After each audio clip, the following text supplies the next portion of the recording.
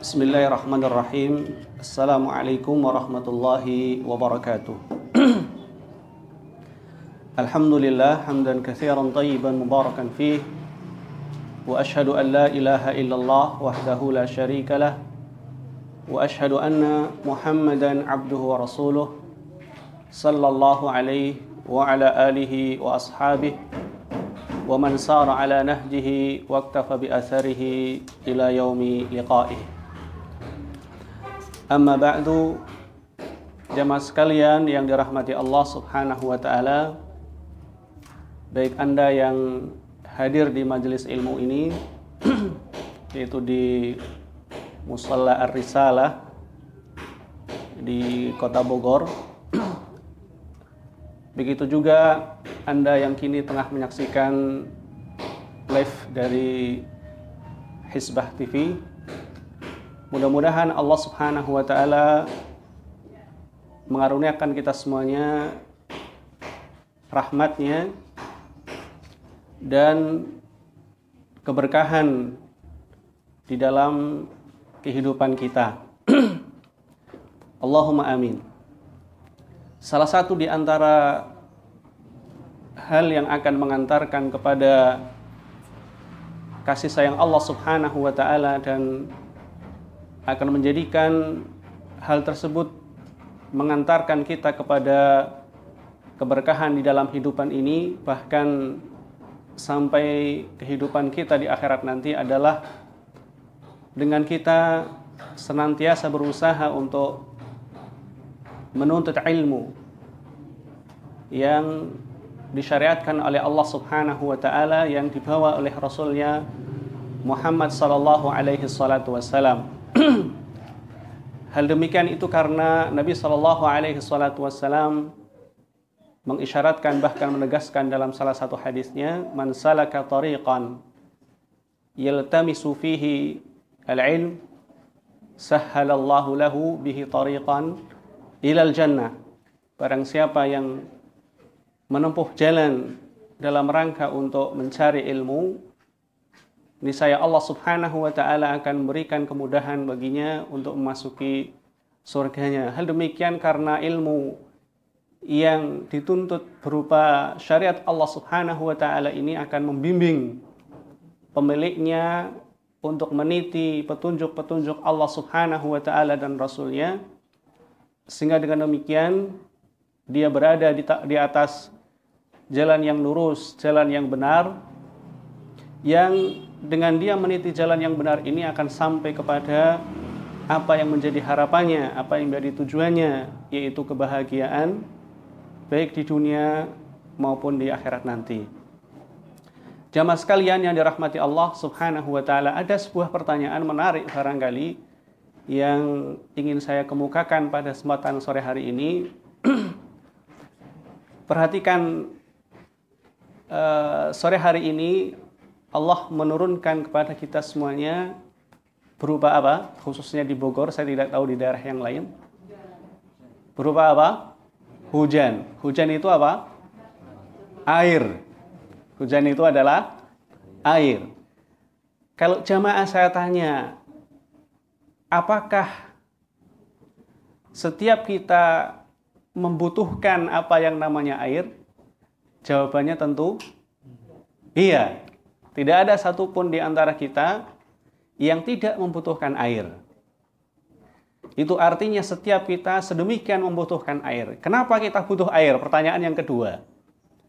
Apa kira-kira jawabannya? Kenapa kita butuh air? Sebagai sumber kehidupan. Buktinya apa? Buktinya apa? Tidak bisa makhluk itu hidup tanpa adanya air. Ya, dengan air, terutama kita manusia, ya, meminumnya sehingga rasa haus hilang. Dengan air pula, ya, kita banyak memanfaatkannya untuk hal-hal yang kita butuhkan, seperti mencuci piring, mencuci pakaian, dan hal-hal yang lainnya, kebutuhan kita terhadap air. Ya.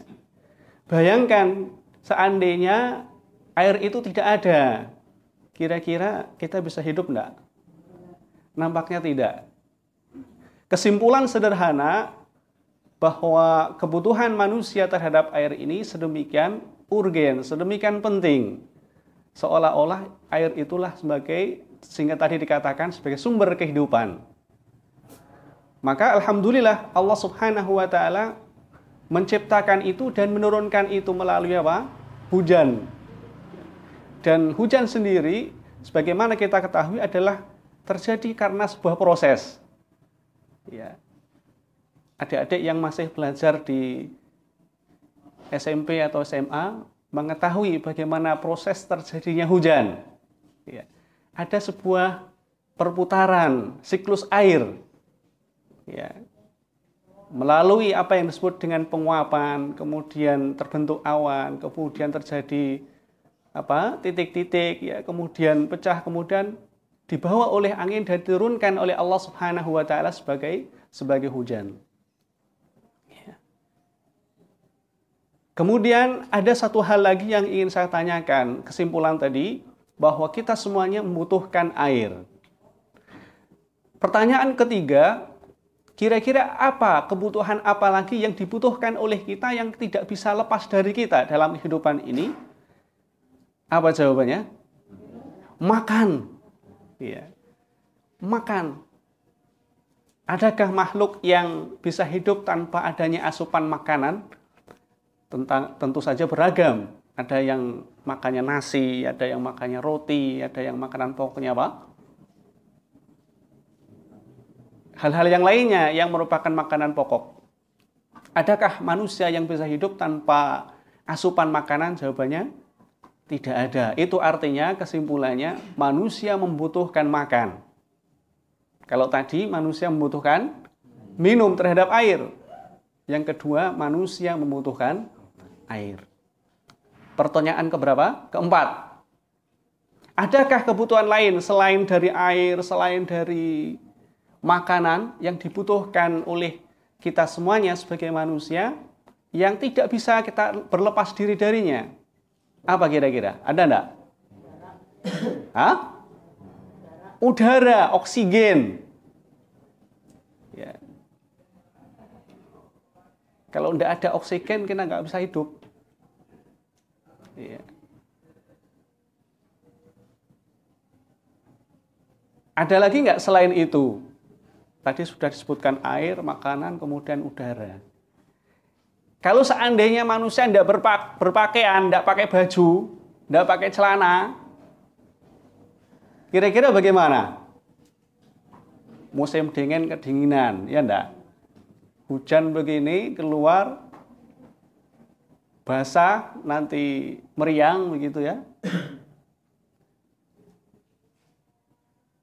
Maka manusia juga membutuhkan pakaian. Tidak terlepas dari hal tersebut. Ini sebuah gambaran bahwa pakaian, air, kemudian apa tadi? Udara adalah sesuatu yang sedemikian dibutuhkan. Adakah hal lain selain itu? Ada. Apa itu? Tempat tinggal. Kalau kita tidak punya tempat tinggal, apakah itu kontrakan, apakah itu rumah permanen milik sendiri, ya, hidup kita akan apa?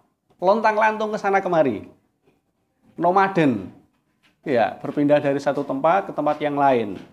Ya. Kalau ini yang terjadi, bagaimana kehidupan kita? Nggak nyaman. Maka kita membutuhkan tempat tinggal yang bisa menyamankan kehidupan kita, yaitu apa? Rumah tadi. Sederhananya, keempat hal ini atau berapa yang telah kita sebutkan ini adalah sesuatu yang sangat dibutuhkan.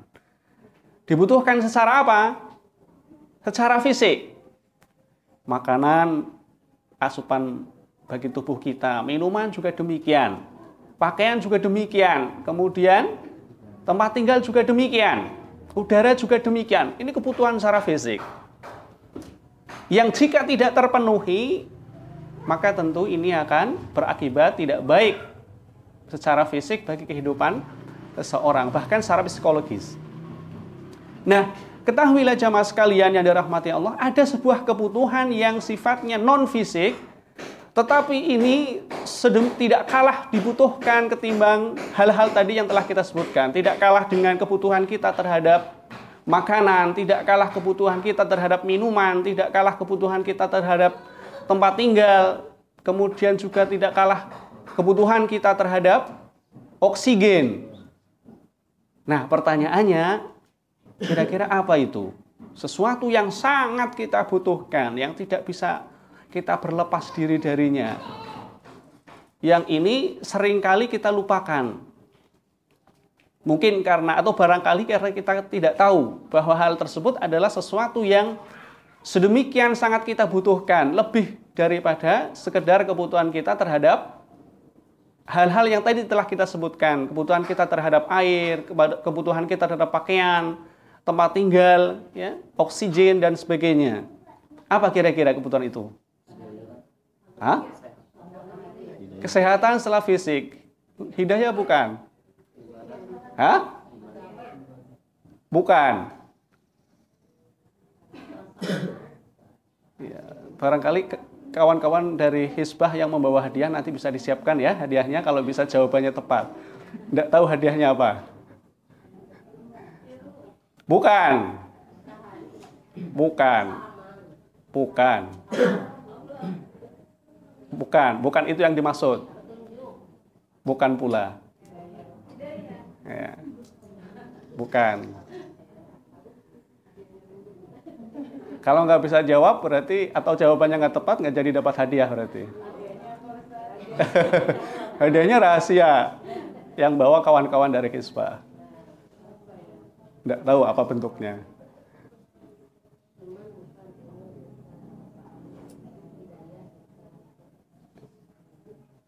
Sudah ketemu jawabannya? Belum? Kalau belum saya kasih tahu, biar hadiahnya untuk saya saja. Bukan. Kebutuhan itu adalah kebutuhan kita terhadap sikap sabar. Kebutuhan kita terhadap sabar. Lah, kok bisa begitu? Nanti akan kita temukan rahasianya. Insya Allah ini yang akan kita kaji pada kesempatan sore hari ini. Mudah-mudahan Allah memberikan taufik pada kita. Jamaah sekalian yang dirahmati Allah Subhanahu wa Ta'ala, sebelum kita menguraikan jawaban bahwa kesabaran itu adalah sesuatu yang lebih kita butuhkan ketimbang sesuatu yang bersifat fisik tadi, saya ingin bertanya lagi, apa sih yang dimaksud dengan sabar itu? Sehingga itu menjadi sesuatu yang sedemikian kita butuhkan. Kalau tadi makanan kita sudah tahu, ada nasi, ada macam-macam. Minuman juga kita sudah tahu. Ya. Sekarang sabar itu apa sabar? Hah? Apakah sabar itu selalu saja bermakna menerima begitu? Atau ikhlas atau apa? Hah? Menahan diri. Menahan diri dari apa?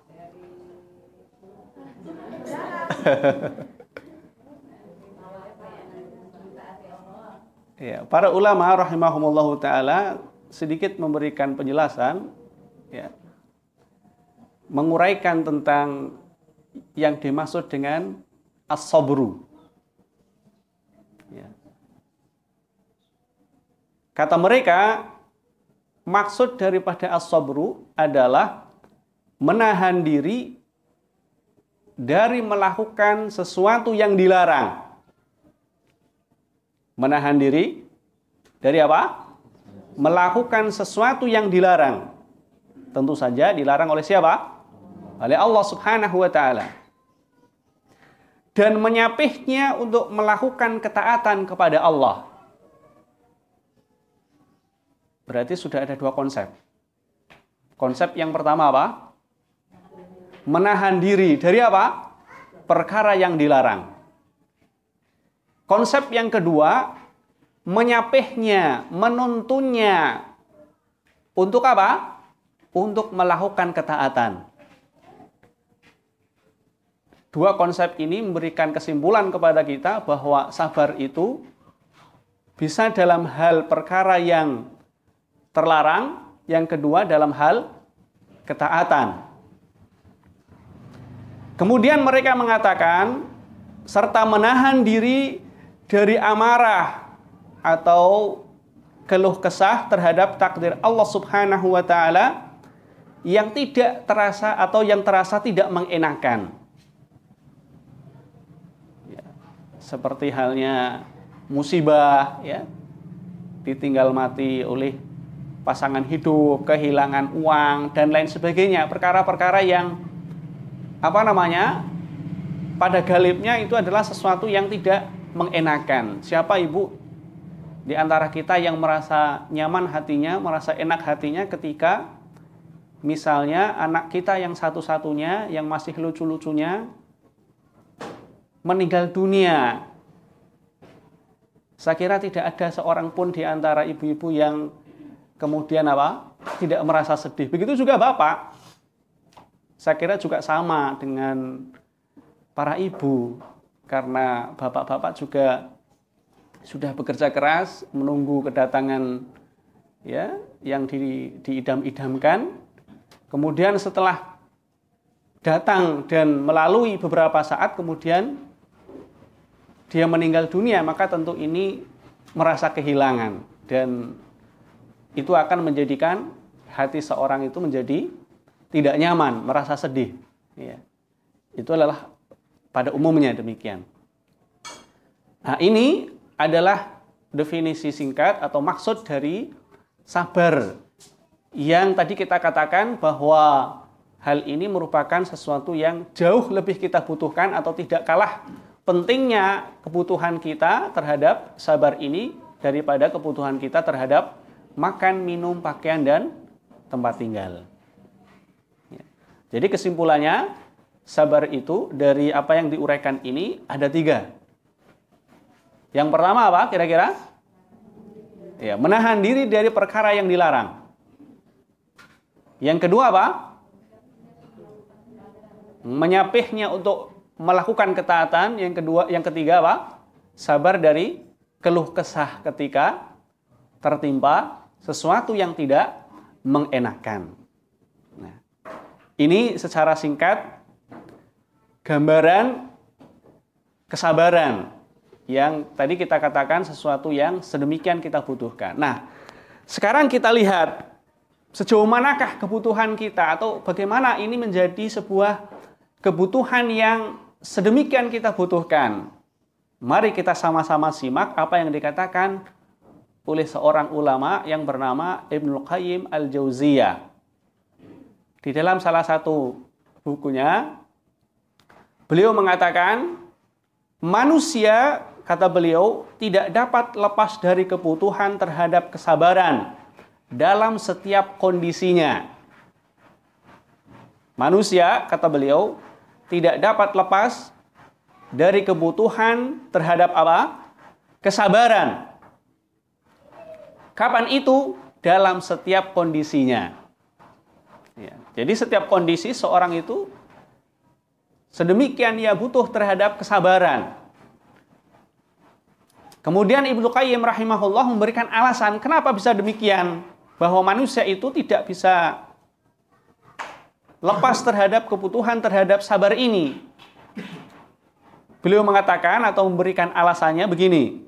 Kata beliau, karena manusia itu selalu berada di antara perintah yang wajib untuk dilakukan. Ini poin yang pertama. Kesabaran dalam hal apa? Dalam hal apa? Perintah, melaksanakan perintah. Coba kita renungkan. Ya. Selalu saja ada perintah. Ya. Baik yang sifatnya spesifik, amalan tertentu, ya, ataupun sesuatu yang sifatnya global. Ya. Amalan tertentu misalnya apa? beribadah kepada Allah Subhanahu wa taala, mengabdikan diri kepada Allah Subhanahu wa taala. Contoh realnya salat. Diperintahkan itu. Ya. Wa aqimu as-shalah. Bahkan perintah ini berulang-ulang kali disebutkan. Ya. Kalau contoh perintah yang sifatnya global, misalnya apa? Misalnya apa? Perintah yang sifatnya global, bisa mencakup banyak hal.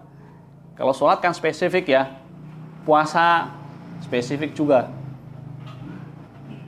Apa kira-kira? Contoh yang perintah itu cakupannya luas. Perhatikan firman Allah Subhanahu wa taala, "Wa ahsinu innallaha yuhibbul muhsinin." Wa ahsinu, dan berbuat baiklah kalian. Apa bentuknya Anda dijelaskan? Itu artinya apa? Cakupan segala bentuk apa saja yang merupakan kebaikan itu hakikatnya diperintahkan. Al-Quran banyak memberikan contoh sholat tadi termasuk apa? Cakupan kebaikan, kan begitu ya? Bahkan Nabi SAW mengatakan, "I'lamu wa'lamu anna khaira a'malikum as-salah." Ketahuilah oleh kalian bahwa sebaik-baik amal yang kalian lakukan itu adalah sholat. Ya. Sholat merupakan kebaikan. Ya. Terus apalagi yang merupakan kebaikan? Banyak lagi. Al-Quran memberikan contoh yang lain. Wabil walidaini ihsana, berbuat baik kepada orang tua. Ya. Ini juga termasuk ihsan, termasuk kebaikan yang diperintahkan. Kita semuanya pernah pengalaman di antara kita, mungkin ibu-ibu atau bapak-bapak yang sudah tua pernah menjadi seorang anak. Bahkan sekarang masih statusnya sebagai anak, barangkali masih ada orang tuanya. Kita yang masih muda, adik-adik ini, juga masih berstatus sebagai seorang anak. Maka perintah untuk berbuat baik kepada orang tua itu selalu saja ada. Ya enggak? Bahkan bukan hanya ketika seorang itu masih hidup orang tuanya. Ya enggak? Perintah itu berlaku sampai kapan? Sampai pun orang tua kita sudah meninggal dunia, masih ada hal yang harus dilakukan sebagai bentuk apa? Kebaikan kita kepada orang tua kita. Semisal apa? Doa, ya. Semisal doa memohonkan ampun untuk keduanya, memohonkan mendapatkan rahmat Allah Subhanahu wa taala, ya. Ini adalah bentuk kebaikan yang sifatnya global dan selalu dibutuhkan. Ya. Bentuk yang lain apa misalnya? Kaitannya dengan misalnya hubungan kekeluargaan antara suami dan istri. Ya. Apa perintahnya? Wa ashiruhunna bil ma'ruf, pergaulilah mereka secara patut, secara baik. Perintah ini dohirnya ditujukan kepada kaum laki-laki, kepada suami, para suami, agar mempergauli istri mereka. Tetapi ini tidak berarti bahwa istri tidak diperintahkan. Tetap mereka juga sama. Ya. Mereka juga sebaliknya, sebagaimana seorang suami diperintahkan untuk berbuat baik, demikian pula kepada pasangannya, demikian pula pasangannya, yaitu istrinya, diwajibkan untuk mempergauli suaminya secara baik. Ya. Kemudian ada penjabarannya, baik secara terperinci maupun secara global, memberikan hak-haknya, menunaikan kewajibannya. Kemudian contoh yang lain, kebaikan yang lain apa? Misalnya, banyak sekali. Ya. Dengan tutur kata, dengan tindakan, dengan sikap, dan seterusnya. Selagi itu ya, syariat mensyariatkannya, maka ketika seorang hamba itu melakukan hal demikian, itu berarti dia melakukan kebaikan. Karena syariat ini adalah kebaikan semuanya. Kebaikan semuanya. Ya. Maka kata beliau rahimahullahu ta'ala, karena manusia itu selalu saja berada di antara perintah yang wajib untuk dilakukan. Ini hukum asal tentu saja. Sesuatu yang diperintahkan, hukum asalnya apa? Wajib untuk dilakukan. Selagi tidak ada indikasi yang menunjukkan atau dalil yang memalingkan bahwa perintah tersebut tidaklah wajib, namun hanya sekedar anjuran saja. Ya, semisal sholat 5 waktu itu sesuatu yang wajib, ya kan? Tapi kalau sholat tahiyatul masjid atau sholat sunnah yang lain itu adalah hukumnya sunnah saja, bukan wajib, tidak harus dilakukan. Maksud ungkapan beliau ini bahwa manusia itu selalu ada ya anjuran, ada perintah yang wajib untuk dilakukannya. Ya. Ini yang pertama. Yang kedua, kata beliau, karena dia juga berada di antara larangan yang wajib dijauhi atau ditinggalkan. Di samping dia berada di antara perintah, juga dia berada di antara larangan-larangan yang wajib untuk dijauhi dan ditinggalkan. Larangan juga disebutkan ada yang sifatnya global, ada yang sifatnya terperinci. Ada sifatnya spesifik, ada yang sifatnya global. Ya. Contohnya apa larangan? Contohnya apa larangan? Apa? Jangan marah, itu juga larangan. Apa lagi? Jangan berzina, itu juga larangan. Jangan berlebihan, itu juga larangan. Jangan makan harta orang lain dengan cara yang batil, itu juga larangan. Berbuat riba juga larangan, tidak boleh kita melakukan hal tersebut. Ya. Berkata kotor, berkata keji, ya. Bersikap tidak baik, ya. Dan lain sebagainya. Ini juga merupakan bentuk larangan-larangan. Ya. Jadi kenapa sabar itu dibutuhkan? Karena manusia selalu berada di antara perintah dan selalu berada di antara larangan. Ini sudah poin terjawab. Kata beliau rahimahullah selanjutnya, serta manusia itu berada di antara takdir yang telah ditetapkan oleh Allah Subhanahu wa taala. Ya. Ada sebuah ketentuan Allah Subhanahu wa taala yang telah ditentukan oleh Allah Subhanahu wa taala sebagai suratan hidup.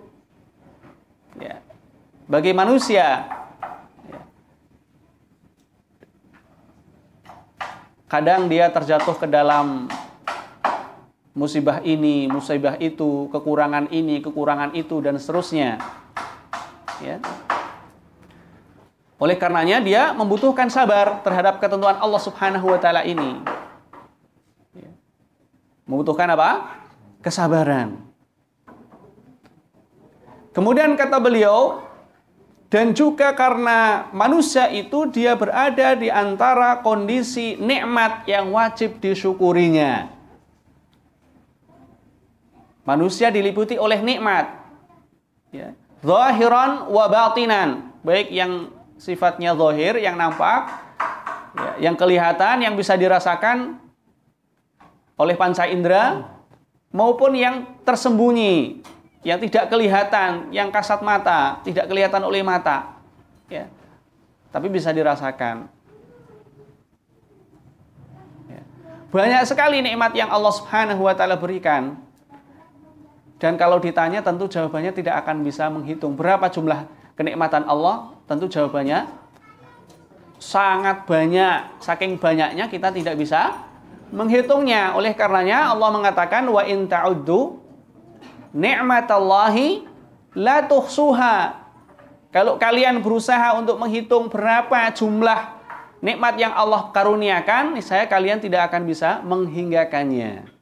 Karena saking banyaknya. Ya. Baik yang terkait dengan diri kita sendiri, yaitu fisik kita ini, ya, tidak terhitung berapa jumlahnya. Rambut misalnya, ya, rambut saja ada yang bagian atas, ada yang bagian mata, ada yang kumis dan seterusnya, yang ada di kaki, yang ada di tangan, banyak sekali, dan itu banyak faedahnya. Ya. Dan itu merupakan nikmat yang sangat agung. Atau nikmat yang agung, ya. Dikaruniai mata bisa melihat, ya, pemandangan yang indah, menikmati pasangan hidup dan seterusnya. Ya, ini juga termasuk bentuk bentuk nikmat. Ya. Dan sedemikian, oleh karenanya Allah Subhanahu wa taala menetapkan supaya kita tidak lupa. Allah mengatakan, "Wa ma bikum min nikmatin faminallah." Apapun kenikmatan yang kalian terima itu datangnya dari Allah. Nah, apa yang kita terima? Ya banyak sekali. Maka ini tidak terlepas dari manusia. Hanya saja ada di antara manusia yang modelnya berbeda-beda di dalam menyikapi kenikmatan ini. Model yang pertama, modelnya bagaimana? Modelnya Nabiullah Sulaiman alaihi salatu wassalam. Bagaimana Sulaiman? Dia mengatakan, hadza min fadli Rabbi. Dia mengakui, menisbatkan kenikmatan itu kepada Allah Subhanahu wa taala sebagai pemberinya. Ya. Model yang kedua seperti modelnya siapa? Qarun. Bagaimana Qarun?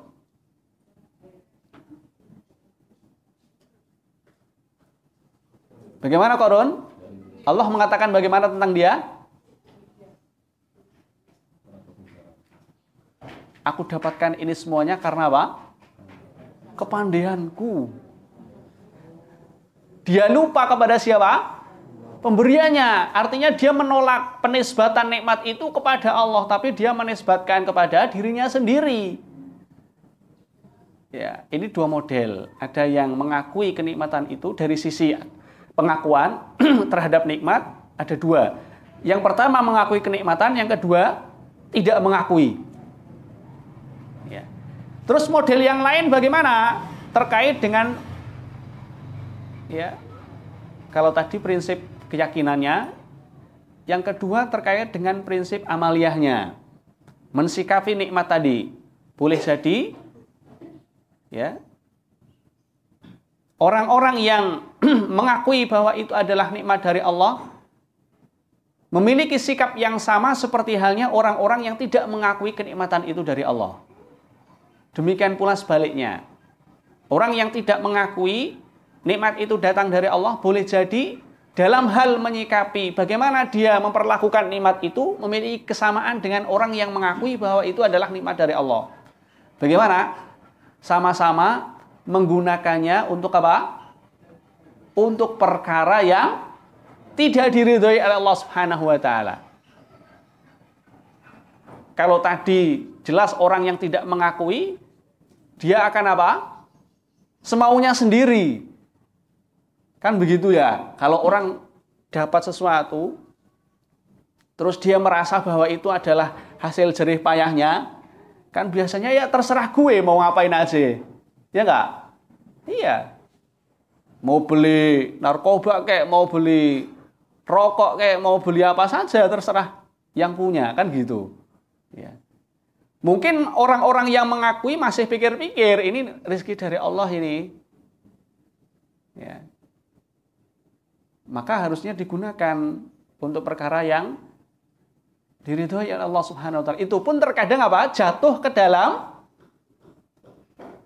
kesalahan. Bagaimana menyikapinya? Terkadang dalam bentuk berfoya-foya, terlalu berlebihan. Oleh karenanya Allah mengingatkan, wa kulu washrabu wa la tusrifu innallaha la yuhibbu al-musrifin. Makan dan minumlah kalian, artinya nikmatilah itu kenikmatan. Secara umumnya begitu, meskipun konteksnya makan dan minum.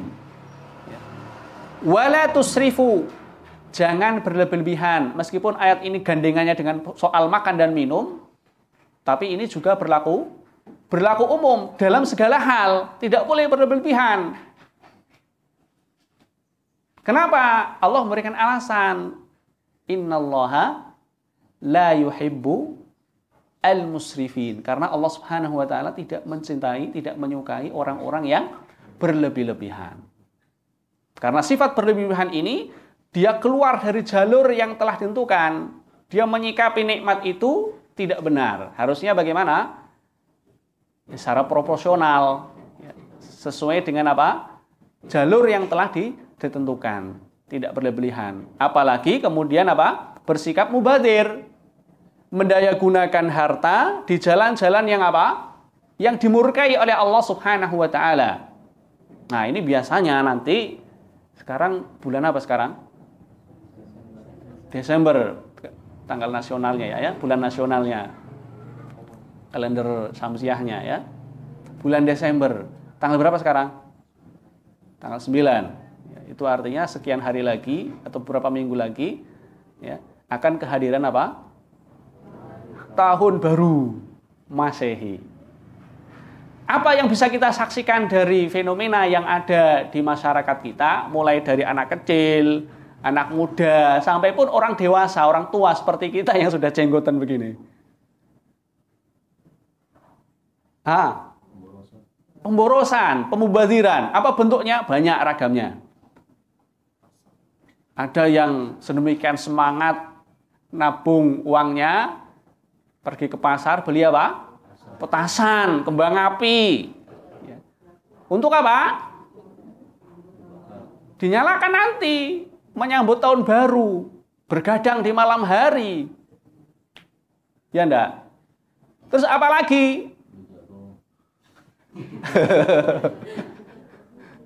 Beli apa, Pak? Oh, bakar jagung. Kalau itu bermanfaat, Pak. Tidak ada masalah, itu tidak termasuk. Ya, kalau itu yang berlebih-lebihan ya. Itu berlebih-lebihan. Ya. Yang miris juga adalah tidak sadar kalau kemudian mereka itu jatuh ke dalam sikap ya meniru-niru gayanya orang kafir. Meniru-niru gayanya orang kafir, bertasyabuh dengan mereka. Dengan demikian bangganya orang tua memberikan izin kepada anaknya untuk beli apa? Kayak trompet gitu ya. Trompet nanti begitu masuk jam 00, apa yang dibunyikan? Ya trompet itu. Ya. Ini adalah gayanya orang-orang kafir mereka, ya. Ini tidak boleh seorang muslim demikian ini. Ya, ini tentu merupakan bentuk dari apa? Penyimpangan. Kaitannya dengan sikap nikmat dari apa yang Allah Subhanahu wa taala berikan kepada mereka. Jadi kesimpulannya, apa kata Ibnu Qayyim rahimahullahu taala, beliau memberikan alasan kenapa kesabaran itu sedemikian dibutuhkan, karena manusia itu tidak lepas dari keempat hal ini. Di antara adanya perintah, adanya larangan, yang perintah yang harus dilakukan, larangan yang harus ditinggalkan, nikmat yang harus disyukuri, kemudian musibah yang harus disikapi dengan sabar, ketentuan takdir yang tidak menjadikan hati tidak enak. Musibah-musibah demikian. Nah, ini beberapa alasan beliau kenapa sehingga kesabaran itu sedemikian dibutuhkan. Kalau kesabaran itu dibutuhkan, pertanyaan kemudian adalah bagaimana supaya kesabaran itu bisa terasah sehingga tajam ketika ada larangan siap ditinggalkan, dan tajam pula ketika ada perintah dilakukan, dan tajam pula ketika musibah itu menimpa, ya, dan tajam pula dia mensyukuri nikmat yang diberikan oleh Allah Subhanahu wa taala. Bagaimana ini? Nah, ini dia yang penting. Ya. Maka dari itu ada beberapa hal yang barangkali bisa membantu kita untuk bisa mengasah kesabaran ini, baik dalam hal melakukan ketaatan, baik dalam hal meninggalkan larangan, maupun dalam mensikapi musibah yang menimpa kita, ataupun kenikmatan yang Allah berikan.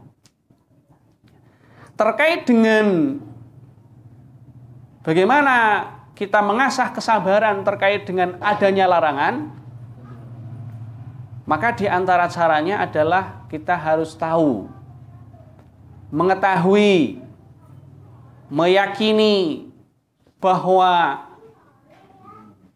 pasti apa yang dilarang itu adalah sesuatu yang jelek. Keyakinan ini harus terpatri dalam jiwa kita agar kita kemudian bisa bersabar.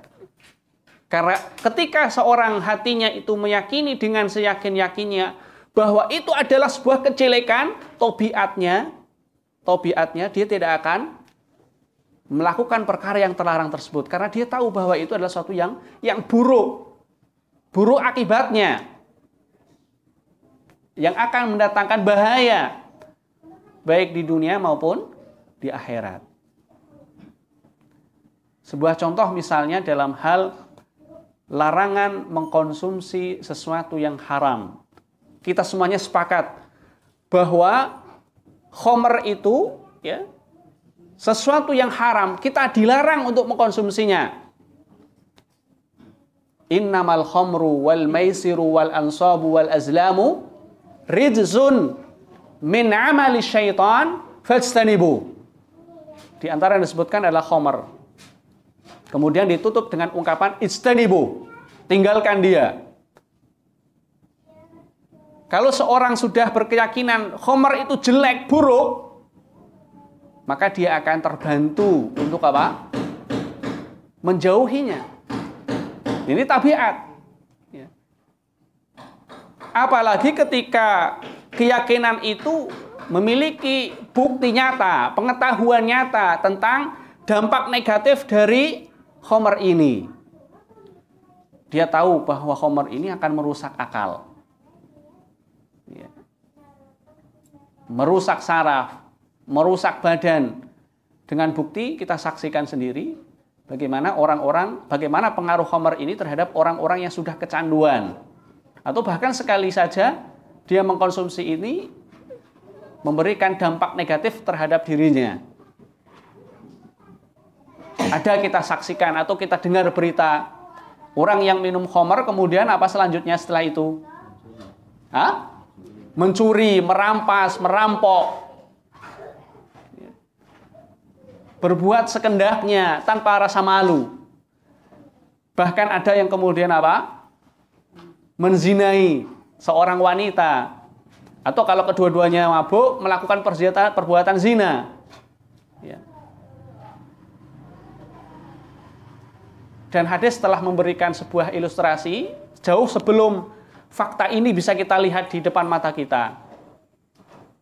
Nabi mengisahkan yang isi daripada kisah tersebut secara global bahwa ada seorang laki-laki yang ditawari untuk memilih antara 3 hal. Yang pertama apa? Minum khamr. Tawaran yang kedua untuk berzina dengan seorang wanita. Yang kedua untuk membunuh. Dikasih senjata untuk membunuh seorang. Apa yang kemudian dipilih oleh laki-laki ini? Ternyata yang menjadi pilihannya jatuh kepada minum khamr. Setelah dia minum khamr, apa yang kemudian terjadi?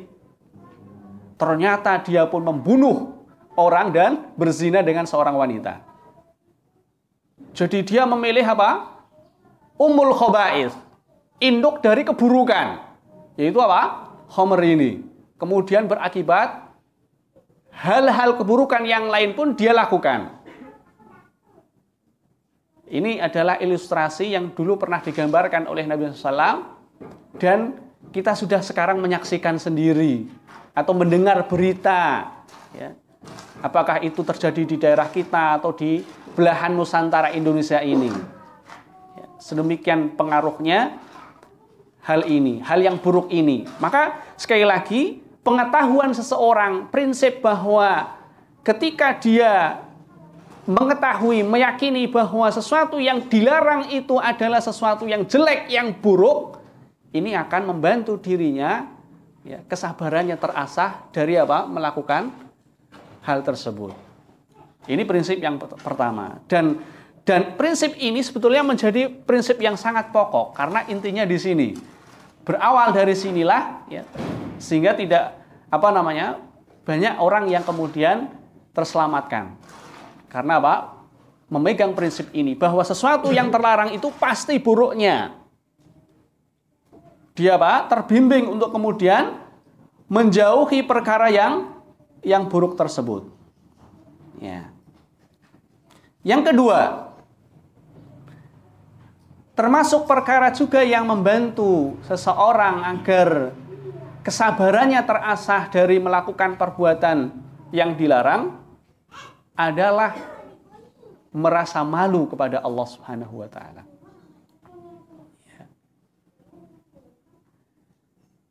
Ketika seorang hamba dia tahu bahwa Allah Subhanahu wa taala itu adalah zat yang maha melihat, maha mengetahui. Apapun yang dilakukan oleh seorang hamba, keburukan-keburukan yang dilakukan oleh seorang hamba, begitu juga kebaikan-kebaikan, ya. Dan bahwa Allah Subhanahu wa taala itu mendengar, ya, apa yang diucapkan, apa yang dikatakan oleh seorang, ya, perbuatan diketahui, ucapan diketahui, ya, maka ini pun, ya, akan membantu dirinya untuk merasa malu kepada Allah Subhanahu wa taala. Dan ketika seorang hamba itu sudah merasa malu, ini biasanya akan menjadi jembatan bagi dirinya untuk selamat terjatuh ke dalam perkara yang terlarang tersebut. Misalnya, sederhana sajalah, ada orang melihat HP ditaruh di depan sini, kemudian dia tahu pemiliknya lagi ke WC, dan dia adalah satu-satunya yang ada di sini bersama orang tersebut. Kira-kira apa yang menghalangi orang itu kemudian akan mengambil HP ini? Dia juga adalah tetangganya, dia juga adalah teman dekatnya. Salah satu di antaranya adalah karena apa? Merasa malu. Kalau dia kemudian nanti mengambil HP tersebut, dia akan dicap sebagai seorang pencuri. Ya. Maka banyak orang yang kemudian jatuh ke dalam perbuatan haram karena apa? Tidak ada rasa malu. Seperti tadi dalam kasus apa? Dalam kasus apa? Orang yang menzinai, minum khamar tadi. Ya. Bagaimana dia kemudian melakukan perbuatan zina, membunuh orang. Ya. Ini salah satu faktornya adalah apa? Karena sudah tercerabut dalam dirinya rasa malu. Ya. Maka ini pun bisa menjadi kiat untuk mengasah kesabaran kita terkait dengan larangan. Kita merasa malu bahwa Allah itu melihat kita, mengetahui kita. Ya. Nah, kemudian hal yang lainnya juga yang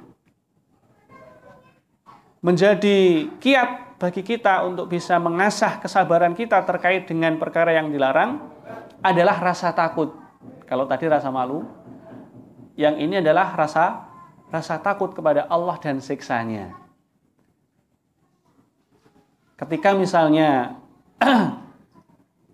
Allah menyebutkan tentang sebuah larangan, kemudian menyebutkan tentang konsekuensinya. Kafir misalnya, atau murtad misalnya, konsekuensinya apa? Masuk neraka. Ya. Dan dia tahu bagaimana karakteristik neraka itu. Salah satu di antaranya adalah tentang derajat panasnya. Digambarkan oleh Nabi SAW bahwa itu adalah juz'un min sab'ina juz'an. 1:70. Maksudnya 69 kali lipatnya panas api di dunia. Panas api di dunia saja sedemikian membakar dan sedemikian terasa panas ketika seorang itu tersentuh atau menyentuhnya, maka bisa dibayangkan bagaimana panasnya api neraka itu. Nah, ketika seorang itu memahami tentang bahwa siksa Allah ini sedemikian panas, sedemikian hebat, sedemikian luar biasa, maka ini pun akan menjadikannya terasah kesabarannya, sehingga tidak kemudian sedemikian mudah ya menukar agamanya dengan sebungkus supermi misalnya, sekilo beras dan lain sebagainya. Ya, ini banyak terjadi. Semoga Allah memberikan hidayah kembali kepada saudara-saudara kita yang sedemikian mudah untuk menukar agamanya dengan hanya menerima sekerdus supermi. Ya. Kalau bapak-bapak, ibu-ibu pernah jalan-jalan di daerah kampung laut, di sana ada 3 kampung ya, berada di laut, tidak jauh dari pesisir. Banyak sekali kita saksikan di sana saudara-saudara kita yang berubah karena kondisi ini. Kebutuhan mereka terhadap bahan pokok, kemudian supermi dan sebagainya, ini mereka sedemikian mudah ya, tertukar agamanya. Na'udzubillahi min dzalik. Ya. Dan kita berlindung pada Allah Subhanahu wa taala dari terjerumus ke dalam hal ini. Karena boleh jadi juga kita akan tertimpa musibah, ya. Kekurangan harta, ya. Betapa kita saksikan di media-media itu, Bu, Bapak ya. Kondisi saudara-saudara kita ada di daerah Pacitan, ada di daerah mana lagi? Aceh, kemudian ada di mana lagi? Banyak ya. Ada yang punya rumah kemudian rumahnya hancur lebur, ya, tidak berbekas, ya. Tenggelam, hanyut dibawa oleh air. Ya. Bagaimana rasanya Pak seperti ini? Ya. Tadinya bisa menikmati rumah yang nyaman, yang tentram, yang cukup kebutuhan materinya, lalu kemudian tiba musibah menimpa mereka, habis semuanya itu. Dan kita tidak tahu apakah model musibah ini akan menimpa kita atau tidak. Mudah-mudahan Allah melindungi kita darinya. Dan mudah-mudahan Allah Subhanahu wa taala ya, senantiasa melindungi kita. Kalau misalnya tertimpa demikian ini, Allah senantiasa menimbulkan rasa takut di dalam hati kita, ya, sehingga tidak begitu mudah karena kebutuhan kita terhadap sesuatu yang kita butuhkan berupa asupan makanan, pakaian, sandang, dan seterusnya, menjadikan kita sedemikian mudah menukar agama kita dengan hal tersebut. Wal'iyadzubillah. Jamaah sekalian yang dirahmati Allah Subhanahu wa taala, sejatinya masih banyak hal yang menjadi kiat bagi kita untuk mengasah kesabaran kita terkait dengan perintah atau terkait dengan larangan, demikian juga terkait dengan perintah, juga terkait dengan nikmat, juga terkait dengan musibah. Namun barangkali kita cukupkan dulu sampai di sini. Mudah-mudahan yang sedikit ini memberikan manfaat. Barangkali pada kesempatan yang lainnya, barangkali ada kesempatan kita bisa memperbincangkannya kembali dalam rangka untuk meningkatkan keimanan kita dalam bentuk mengasah kesabaran kita dalam menghadapi hal-hal yang telah kita sebutkan tadi. Allahumma amin. Wallahu a'lam wa sallallahu ala nabiyyina Muhammad wa ala alihi wa sahbihi ajma'in. Subhanakallahumma wa bihamdika asyhadu an la ilaha illa anta astaghfiruka wa atubu ilaik.